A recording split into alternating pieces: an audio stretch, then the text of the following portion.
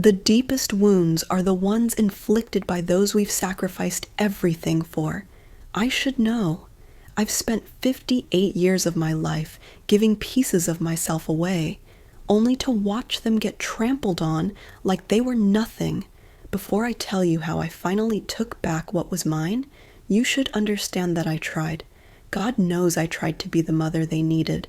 I opened my heart, my home, my wallet, everything. And what did I get in return? An email. A goddamn email telling me I wasn't welcome at my own daughter's wedding, the same wedding I had already put $30,000 toward. If you stay until the end, you'll understand why sometimes the only way to heal is to make sure those who hurt you feel exactly what you felt. Don't forget to subscribe to the channel and comment where you're watching from. The morning Eleanor received that email, she was sitting at her kitchen island, a sturdy slab of polished maple that had seen everything from Lauren's teenage meltdowns over bad haircuts to Michael's last-minute college essay edits. That morning, sunlight spilled across the countertop like liquid gold, catching in the grooves of a fruit bowl she'd owned since her wedding in 1985. Outside the window, her neighbor Ted stood in his garden with the precision of a surgeon, watering his hydrangeas as if they were fragile treasures. Everything about the morning screamed ordinary, safe, even a little hopeful. Her cup of black coffee steamed beside her, and her iPad glowed with a gentle white light. She had been scrolling through news articles, checking her calendar, trying to feel productive in retirement. Then her phone buzzed, just once, a notification, her daughter's name, Lauren Price. The name still made something flutter in her chest, equal parts love, pride, and a weariness so deep it settled in her bones. She clicked without hesitation, expecting maybe a question about flower arrangements or honeymoon ideas. The planning had been tense, but Eleanor had told herself it was just pre-wedding stress. These things happened. She'd chalked up the arguments to nerves, to generational gaps, to Lauren wanting independence. It was normal, she had told herself. Eleanor had even smiled as she opened the message, hopeful that maybe this would be the olive branch. Maybe her daughter was reaching out to reconnect, but instead she read words that would slice her wide open. "We've finalized the guest list for the Paris ceremony, and after discussing it with Julian and his family, we think it's best if you join us via live stream instead of in person. Julian's mother has strong opinions about the intimate nature of the ceremony, and we want to respect her wishes." That was how it began. Cold. Administrative. No "dear mom," no softening language, not even a line acknowledging how strange, how cruel it might feel to read such a thing from your only daughter. Eleanor read the email again, and then again. Her coffee grew cold. Her hands didn't shake, but the air in the room seemed thinner. The rest of the email outlined technical details, a private link, instructions on how to access the stream, reassurances that it would be just like being there. And then, the last line. "If you want to be a part of it, you can watch through the Google Earth window. LOL, LOL." She stared at those 3 letters like they were a foreign language. A joke? A dig? A casual cruelty masked as humor? Did Lauren honestly think that was funny? That after contributing tens of thousands of dollars, money she'd scraped together by downsizing, canceling a trip to Florence she had dreamt of for 20 years, and cashing out a portion of her modest retirement, this was how she should be invited? Through Google Earth? Eleanor typed back 4 words. "Sure, enjoy your big day." No punctuation, no warmth, no fight, no surrender either, just finality. She knew Lauren would be furious. Her daughter had always needed a reaction, tears, protest, a desperate reaching out. It gave her the moral upper hand. It fed her narrative that her mother was too emotional, too needy, too dramatic. But this time, Eleanor gave her nothing. Moments later, Her phone buzzed again. Lauren's name flashed across the screen. Eleanor turned it face down on the kitchen counter, stood up, rinsed her mug in the sink, and walked upstairs to dress for work. She had been retired for 3 months, but she still helped part-time at the law firm where she'd worked for 18 years. Eleanor liked the structure, the dignity of routine. It reminded her of who she was outside of motherhood, something she was starting to remember mattered. At Caldwell and Hayes Law, her presence was something of a gentle fixture. The managing partner, Richard Hayes, a silver-haired man of old-school manners and quiet strength, noticed her expression the moment she walked in. "You look like someone canceled Christmas," he said softly as he handed her a folder. She adjusted her scarf and forced a smile. "Didn't sleep well, that's all." He didn't pry. Richard never did. But an hour later, he returned from the cafe downstairs with her favorite latte, extra hot, light foam, 1 sugar, and placed it on her desk without a word, just a gentle touch to her shoulder. And Eleanor nearly wept. It was the first act of real kindness she'd experienced in weeks, months maybe. Her children had long since stopped seeing her as a person who needed gentleness. By lunchtime, Lauren had called 12 times. Michael had called once. Eleanor listened to one voicemail, Lauren's voice rising with frustration. "Mom, pick up. This isn't funny. We need to talk about this." It was always, "We need to talk." Never, "I'm sorry." Always a negotiation, never a reckoning. At 5 p.m., Eleanor drove to Ridgewood Bank and sat across from Carlos, the bank manager who had handled her finances since before Michael was out of middle school. She smiled politely. "Carlos, I need to cancel a wire transfer." He blinked. "The one to France for the wedding?" "Yes," she said, her voice firm. "That one." He hesitated. "There might be fees. Are you sure?" "I'll pay the fees," she said. "The circumstances have changed." And they had. Not just the circumstances of the wedding, but of her life. Something irreversible had broken, and in the shattered quiet that remained, Eleanor felt, strangely, powerfully, free. Eleanor woke early the next morning, the sky outside her window still clinging to shadows.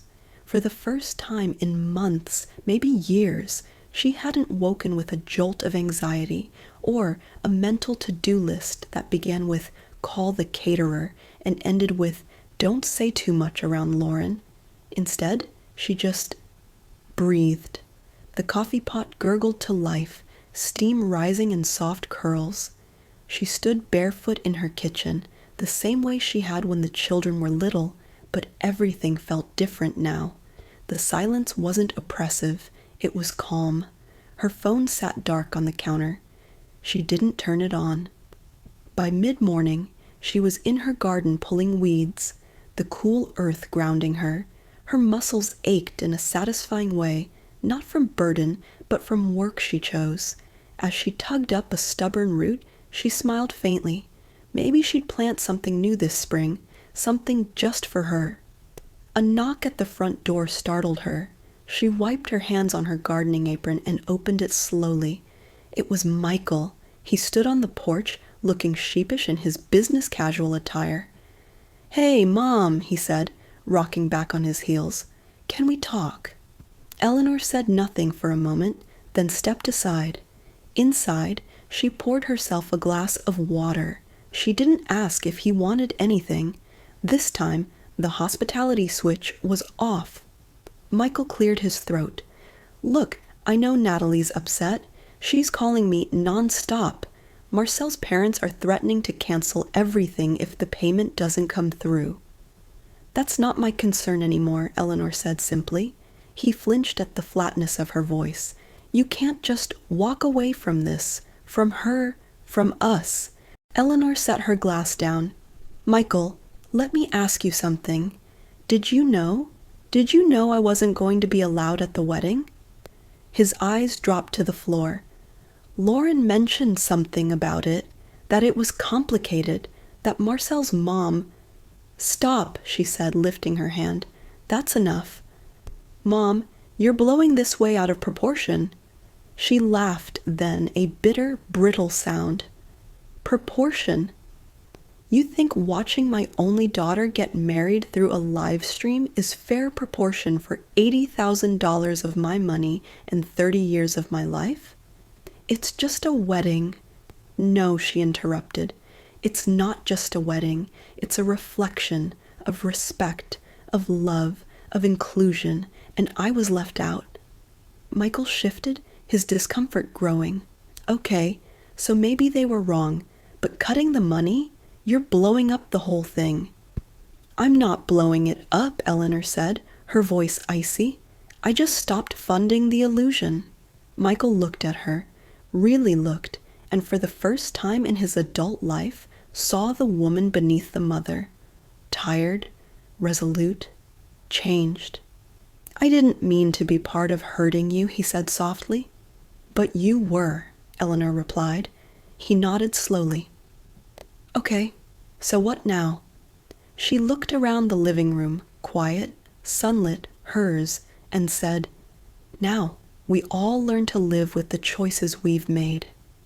Michael stood in the doorway, shifting from foot to foot like a boy again, not the grown man in a crisp shirt and slacks who had once proudly bought his first car with Eleanor's co-signed loan. His hands were clenched, not with anger, but with a kind of helplessness. And that, more than anything, struck Eleanor as ironic. For decades, she had been the one fumbling for footing, emotionally, financially, as a mother navigating fatherless birthdays and forgotten anniversaries. And now, here stood her son struggling for words in a house built on her sacrifices. "Mom," he began again, a little softer this time, "I think Natalie regrets how she handled it. It wasn't meant to come across the way it did." Eleanor tilted her head slightly, her gaze calm and unwavering. "Then how was it meant to come across?" Michael faltered. I don't know. She wanted things to go smoothly. Marcel's parents they have certain expectations." "And I don't count among them," Eleanor said, folding her arms. "Is that it?" "No, I mean, of course you do. It's just, look, the way she sees it, this whole thing got out of hand. She was trying to keep the peace." Eleanor gave a soft, humorless chuckle. "The peace. I gave up peace the day I stayed up until 3 a.m. sewing Halloween costumes for a school play so Lauren wouldn't be the only child without one. I gave up peace when I took a second job stocking pharmacy shelves at night so you could attend that science summer camp in Delaware. Peace was a luxury I couldn't afford, and now that I finally have it, Michael, I won't surrender it again, not even for you." Her son looked stunned. His mouth opened, but no sound came out. For a long moment, the only sound between them was the soft ticking of the kitchen wall clock, the one Eleanor had received as a housewarming gift 30 years ago when she and Thomas first moved in. "I understand that you love your sister," Eleanor said after a while, her voice gentler now, but still firm. "But you need to understand something too. This isn't just about an email. This is about years of being expected to show up, pay up, shut up. I was never allowed to have feelings unless they served someone else's needs." Michael ran a hand through his dark hair. "So what now? You're done with us?" "I'm done," Eleanor said slowly, carefully, "with being treated as a transaction."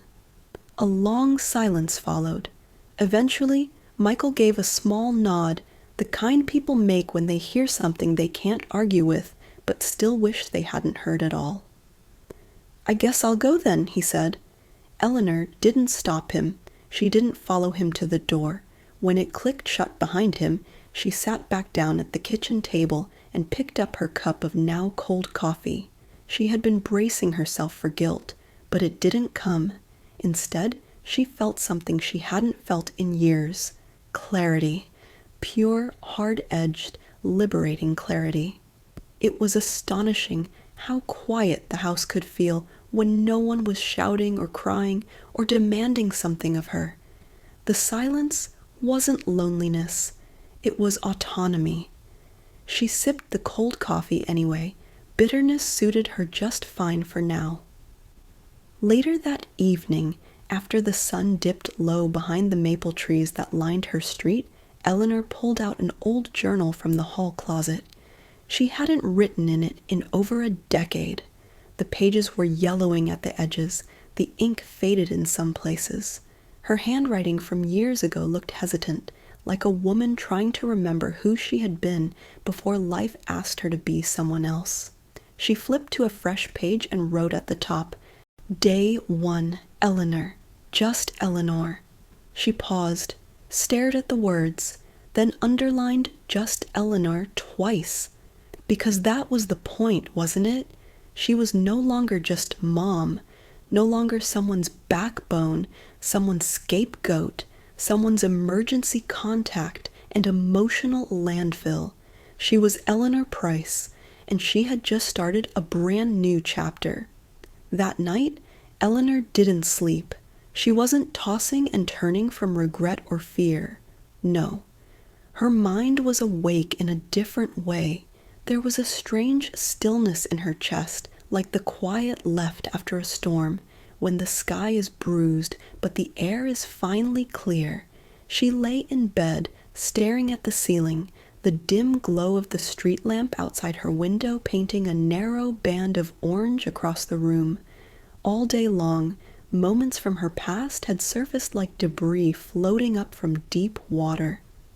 There was the time she sold her engagement ring to pay for Lauren's grad school application fees after Lauren had accidentally overextended her credit cards. There was the time she let Michael and his college girlfriend crash in her guest room for 3 months, eating her groceries, using her laundry, and leaving without so much as a thank you note because it was just easier than dealing with dorm drama. And then there were the unspoken years.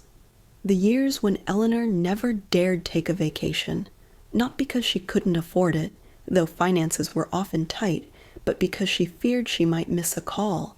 What if Lauren needed something? What if Michael got sick? What if someone broke up with someone and came running home in tears? So she had stayed. She had been the lighthouse, reliable, glowing, silent. The trouble with being a lighthouse, she thought bitterly, is that no one ever asks how you're doing. They just expect you to keep burning, no matter how violent the waves. When the sun finally breached the horizon, Eleanor rose and made herself a simple breakfast, 2 poached eggs, dry toast, black coffee. The food tasted like little, but the ritual soothed her. She cleaned the kitchen. She watered the hanging ivy near the back door. She vacuumed the living room even though it didn't need it. These were the things she could control. Around mid-morning, a memory came unbidden. Susan Carter, her best friend in college. The two of them had once talked about opening a bookstore cafe together, wood shelves filled with secondhand novels, a barista corner with cinnamon rolls and strong espresso. They had dreamed of Paris trips, poetry readings, maybe even a little flat in New York if things went well. But Susan got married young and moved to Portland. Eleanor got pregnant with Lauren 6 months after marrying Thomas and never made it past their 2nd wedding anniversary before he started disappearing on weekends. Life happened. Dreams evaporated like puddles in the sun.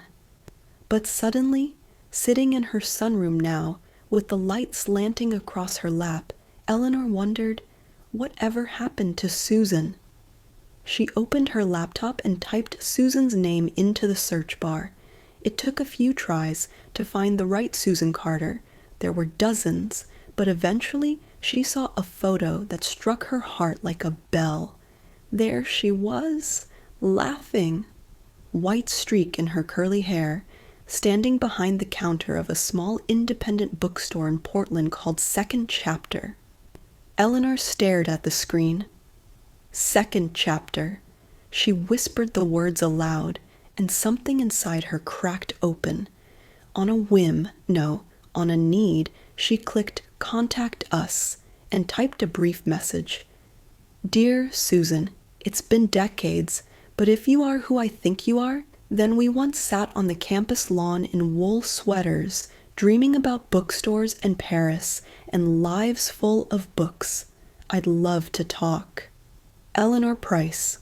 She hit send before she could second guess herself. That afternoon, she pulled a large cardboard box out of her hall closet, the one labeled Lauren College. Inside were old programs from Lauren's theater days, her freshman year dorm assignments, a faded quilt Eleanor had sewn by hand before move-in day. She pulled out a framed photo of the two of them, taken on the campus lawn the day Lauren graduated, Lauren beaming, Eleanor smiling faintly, already worried about how she'd pay off the last tuition loan. She looked at that photo now and shook her head. She loved her daughter. That had never changed, but the woman in that frame had given too much of herself away without asking for anything in return, and that wasn't love.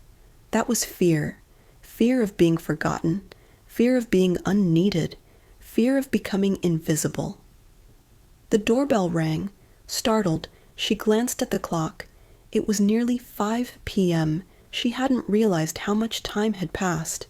She opened the door, and there stood Lauren. Her daughter looked like she hadn't slept. Her eyes were rimmed with red, and she was clutching a handbag like a child clings to a security blanket. "Can we talk?" she asked, her voice small. Eleanor stepped aside. They sat in the living room, silence stretching out like a thread pulled too tightly. Lauren looked around the room, perhaps remembering the many times she'd curled up on that same couch with a blanket and a bad report card, or after a breakup, or just when she'd needed a safe place to land. "I made a mistake," Lauren said finally. "A big one. I didn't know how to say no to Julian's parents. I was trying so hard to be accepted. I thought if I gave them everything they asked for, they'd love me." Eleanor nodded slowly. "And so you chose their comfort over mine." Lauren winced. "I thought you'd understand." "Understand what exactly?" Eleanor asked gently. "That you chose to exclude your mother from one of the most important days of your life because you were afraid of displeasing strangers?" "I wasn't thinking clearly." "No," Eleanor said. "You were thinking very clearly, and now you're living with the consequences." Lauren's lip trembled. "So that's it? You're cutting me out?" Eleanor leaned forward. "Number. I'm cutting out the part of myself that believed I had to earn your love by funding your life." Tears spilled down Lauren's cheeks. "I'm sorry." "I believe you," Eleanor said, "but I also believe in patterns, and unless something changes, really changes, then apologies are just placebos."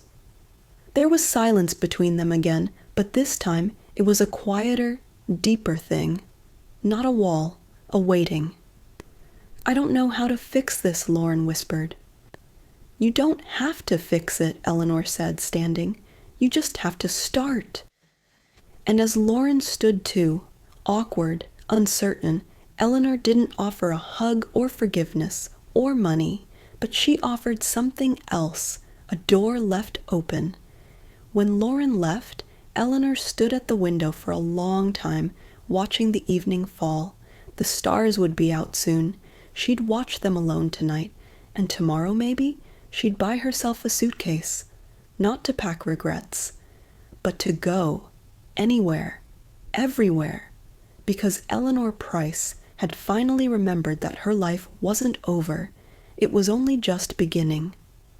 That night, Eleanor didn't sleep much, but it wasn't the kind of restless tossing brought on by guilt or anxiety. It was the hum of possibility that kept her awake, the thrum of a life that, for once, belonged entirely to her. She sat up in bed around 2 a.m., the house wrapped in silence. With only the soft ticking of the hallway clock and the occasional creak of old floorboards, she padded barefoot into the kitchen and made herself a cup of tea. There, at the kitchen table, she pulled out an old spiral-bound notebook and began to write, not grocery lists, not errands, not reminders for Lauren or Michael or their needs, but memories, feelings, ideas.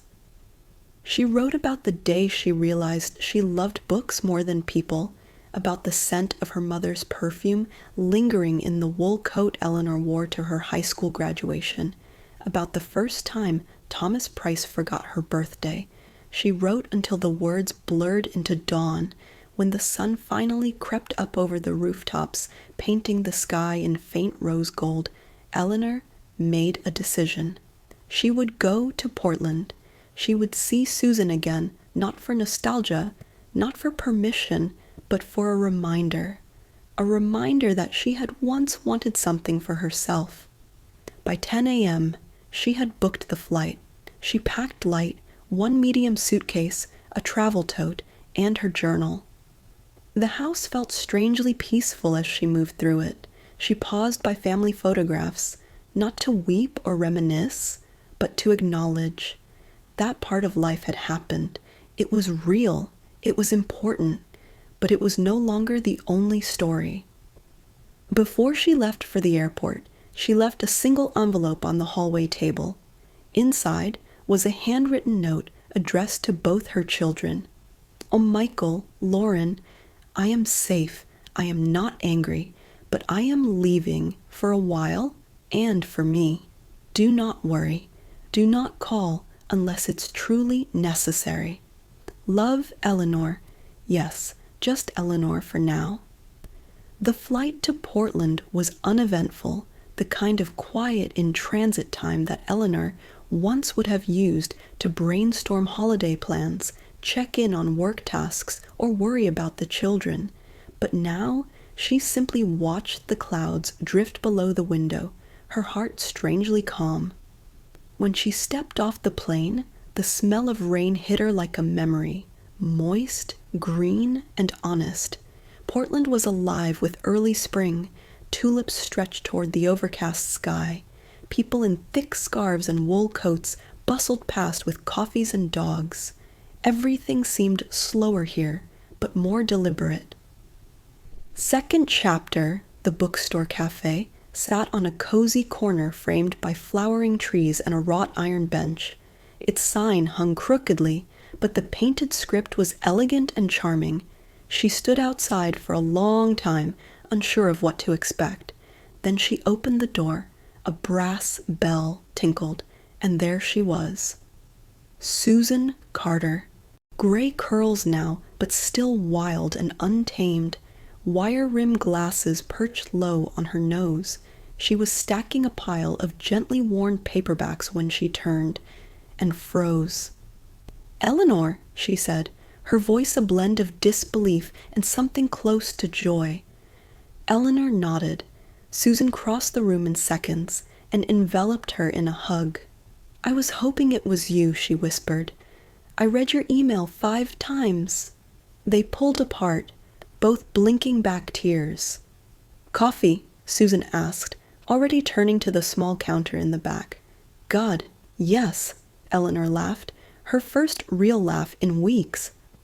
They sat by a window that looked out over the street, 2 women who had once mapped out the world in dorm rooms and diner booths. Susan poured the coffee. "So, what finally brought you to me?" "My daughter disinvited me from her wedding," Eleanor said matter-of-factly, "after I paid for most of it, so I canceled the rest of the money. Then I remembered you." Susan whistled. "That's one way to reclaim your narrative." Eleanor smiled. "Isn't it?" They talked for hours about marriages that ended, children who became strangers, the ache of invisibility, and the strange freedom that arrived with age. Susan told Eleanor about the divorce that had nearly broken her, about how she started Second Chapter on a whim and a small inheritance. "This place saved me," she said quietly. Eleanor nodded. I think I'm looking for my own second chapter. Susan reached across the table and squeezed her hand. Then you came to the right place. Over the next week, Eleanor worked part-time in the bookstore. By choice. She helped sort donations, arrange window displays, even led a Tuesday evening book circle of women in their 50s and 60s. They read The Awakening by Kate Chopin, and when Eleanor spoke about the final scene of Edna walking into the sea, several women quietly dabbed at their eyes. Freedom isn't always dramatic, Eleanor said, her voice low but clear. Sometimes it's just choosing to stop answering the phone. The women nodded. Susan grinned at her from across the room. One night, as rain drummed softly on the bookstore's rooftop, Susan poured them both a glass of wine. You know, she said, I always imagined we'd end up in a place like this, two women surrounded by books, trading stories, not apologizing for outliving our usefulness. Eleanor raised her glass. To second chapters, Susan clinked hers against it, and to the women who write them for themselves. Eleanor stayed in Portland for nearly 3 weeks. In that time, she received 3 texts from Michael, all respectful but cautious, 2 from Lauren, longer, more thoughtful, but Eleanor didn't answer right away. She was busy, living, rediscovering the contours of her own name without Mom attached. She walked the riverside. She took a photography class. She bought a pair of boots, not because they were practical, but because they were beautiful. And when she finally did reply to her daughter, it was with a single message. I love you. I'll come home when I'm ready. But I'm not going to be the woman I was. I hope that's someone you'll want to know. The flight home was different this time. Eleanor didn't spend it rehashing old arguments or rehearsing what she'd say to Lauren or Michael. She didn't stare out the window numbed by sadness or tight with anxiety. Instead, she read a novel she'd picked up from second chapter, a slim little book about a widowed woman in Maine who started a lavender farm at 62. Fiction, yes, but also a quiet manifesto for late-blooming lives. When the plane landed, the New Jersey air hit her with that particular mix of salt, smog, and spring pollen. It was sharp and familiar, a scent of reality, but she was no longer the same woman who had left 3 weeks ago with nothing but a journal and a broken heart. She unlocked the front door of her home around 6 p.m. It was just as she left it, clean, quiet, a little too cold. She set her bag down, poured herself a glass of water, and took a long, slow walk through the house. Nothing had changed, and yet everything had. In the days that followed, Eleanor didn't rush to reconnect. She didn't host dinners or drop hints about visits. She let silence do what it was meant to do, settle dust, not fill space. She picked up old hobbies. She began planting a small herb garden in the backyard she had once let go wild. She went to the local library and signed up for a memoir writing workshop. She went to the movies by herself and cried quietly in the dark over a story that had nothing to do with her. And when she sat at the kitchen table at night, writing in her notebook, the pages didn't start with grief anymore. They started with words like peace, autonomy, enough. Then, one afternoon, the doorbell rang. It was Lauren. This time, her face wasn't twisted with frustration or guilt. She looked tired but softer. Her eyes were rimmed red, like someone who had cried for the right reasons, not just out of anger or panic. Hi, she said, holding a small cardboard box. Eleanor nodded and stepped aside to let her in. They sat in the sunroom, and for a long time they didn't speak. The sun streamed across the floor, touching Eleanor's slippers, Lauren's knees. A bird sang in the tree outside, as if time itself were breathing evenly again. Lauren placed the box on the table between them and slid it across. These are your things, she said. From the wedding planning binder, the checks, the swatches, the menu samples. I thought, You should have them. I didn't know if you'd want them back or not. Eleanor looked at the box, then up at her daughter. Thank you. Lauren bit her lip. I also wanted to say, I didn't know who I was becoming. I was trying so hard to be someone they'd accept. I forgot who taught me how to be strong in the first place. Eleanor blinked slowly. Her throat felt tight, but she didn't speak yet. I'm sorry, Mom. Not because I want anything. Not because Marcel left, or because things fell apart. I'm just sorry for how I treated you. You didn't deserve it. Eleanor reached out and placed her hand gently over Lauren's. Apology accepted, she said. Then, after a pause, but trust takes time. Lauren nodded. I'm willing to wait. They sat together for a while longer. No tea, no food, just presence. 2 weeks later, Michael stopped by. He brought Eleanor a houseplant. I figured you were tired of flowers that die, he said sheepishly. Eleanor raised an eyebrow. You remembered I used to kill orchids. Actually, you didn't kill them. You just gave too much water. You were trying too hard. That made her smile. He stayed for coffee. They talked about work, about Eleanor's memoir class, about a neighbor's dog who wouldn't stop barking. No drama, no demands. Just two people rebuilding something, one brick at a time. When he left, he hugged her. Not out of obligation, but something like respect. Spring slid into early summer. Eleanor began volunteering at the library, reading aloud to children on Saturday mornings. She started hosting small gatherings for women in the neighborhood, some single, some widowed, some just lonely. They met in Eleanor's sunroom and called themselves the Sunday Sisters. They brought wine, tea, homemade brownies, and stories that had waited decades to be told. Some weeks they laughed until they cried, other weeks they just cried. It wasn't therapy, but it was healing.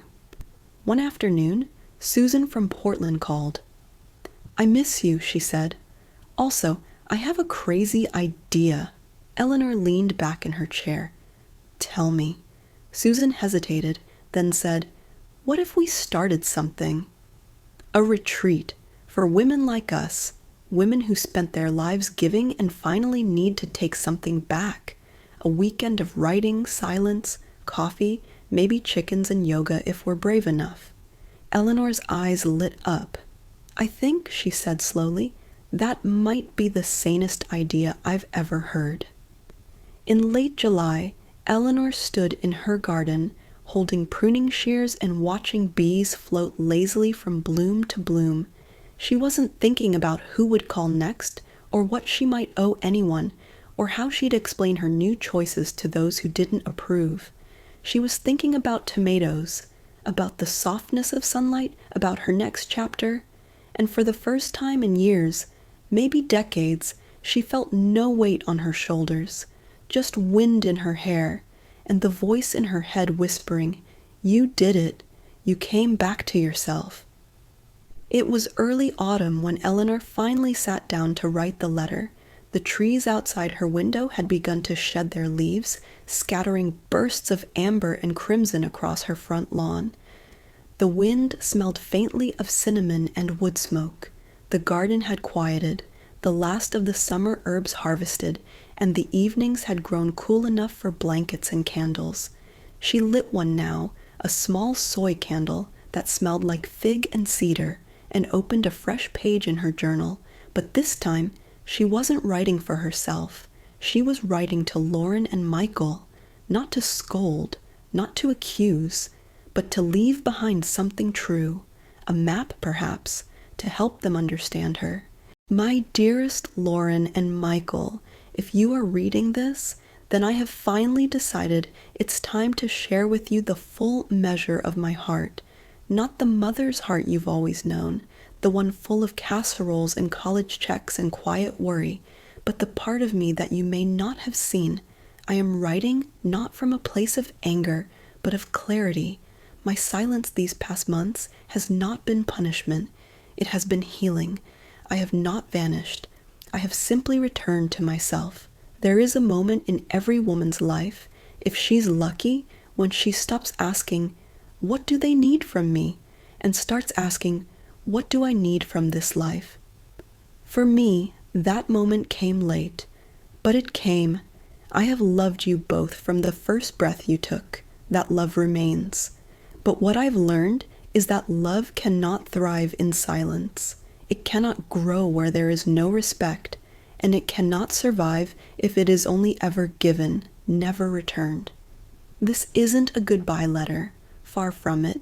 It's a beginning, because from here on out, I will meet you not only as your mother, but as a woman who laughs again, who paints, who travels, who says no when she means no, and yes when she chooses to say yes. If you can accept that, I believe we'll have something beautiful between us, something built not on sacrifice, but on mutual understanding. But if you can't, I'll love you still, just from a little farther away. I've spent my life tending to others' gardens. Now, I'm finally growing my own. With love, always, Mom. Eleanor Price. She folded the letter gently and tucked it into an envelope. She didn't mail it right away. She left it on her writing desk for a few days, letting it breathe, just like she had learned to breathe, slowly, fully, on her own terms. And when she finally mailed it, she didn't wait by the phone. She went to the market. She walked along the boardwalk. She sat in a bookstore with a new novel and a warm coffee. She was living, and that, after all, had been the point. 2 months later, Lauren sent a letter in return. Handwritten, no email, no text. "You were right," it said. "You deserve better. I want to learn how to give it to you." Eleanor read it with tears in her eyes, not because it was perfect, but because it was honest, and that was all she had ever asked for. Final reflection. To those of you watching this, especially the mothers, grandmothers, and caretakers out there, if you've ever felt invisible in your own life, please know this. It is never too late to reclaim your name. It is never too late to build something new. And it is never too late to say, "I matter too." You are not selfish for choosing yourself. You are not cruel for setting boundaries. You are not done, not by a long shot. Eleanor's story is not fiction. It's the story of every woman who's ever given until she was hollow and then found the strength to start again.